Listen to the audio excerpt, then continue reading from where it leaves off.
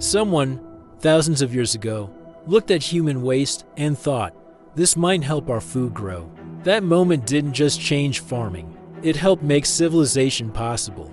But who was the first person brave, desperate, or curious enough to try it? We can trace how humans slowly discovered that the stuff we throw away today once fed entire empires. For most of human history, farming was a gamble. If crops failed, people starved, so early farmers experimented with anything organic: leaves, ash, dead plants, animal bones, animal waste, anything that might help the soil. Eventually, someone made the leap to human waste. One of the earliest organized systems came from ancient China. Farmers collected what they called night soil, human waste gathered from homes and public latrines, and returned it to the fields. This wasn't a small practice. It became an entire industry. People were paid to collect it, transport it, and sell it.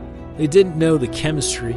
They didn't know about nitrogen or microbes. They just knew one thing: crops grew better. Across the world in Mesopotamia, farmers noticed the same pattern. Soil near settlements, where waste naturally accumulated, was more fertile.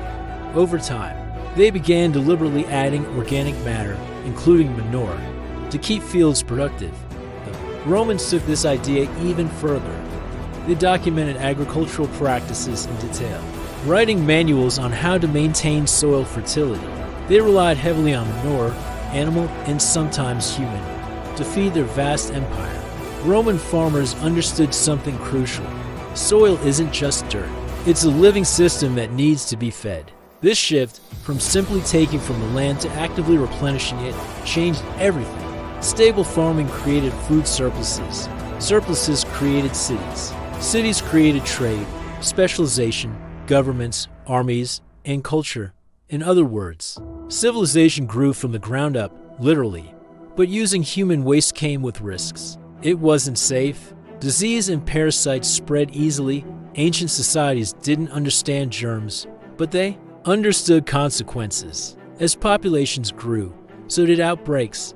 Cities had to rethink how they handled waste. Some cultures developed surprisingly advanced sanitation systems. Ancient Rome built aqueducts, sewers, and public latrines. Medieval Japan had organized waste collection networks that turned human waste into valuable fertilizer. Even in 19th century Europe, night soil men collected waste from cities and sold it to farmers. As science advanced, we learned why human waste was both powerful and dangerous. It contains nutrients plants love: nitrogen, phosphorus, potassium, but it also carries pathogens that can devastate communities. This led to modern fertilizers instead of relying on raw waste. We learned how to isolate the nutrients plants need: synthetic nitrogen, mined phosphorus, and processed organic matter transformed agriculture and fed billions. And yet, the core idea hasn't changed.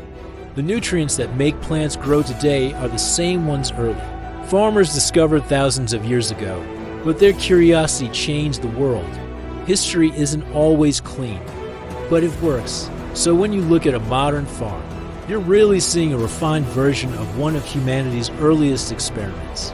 If you enjoy uncovering the strange, overlooked origins of everyday things, subscribe to Where It Began. There's a lot more history hiding in plain sight.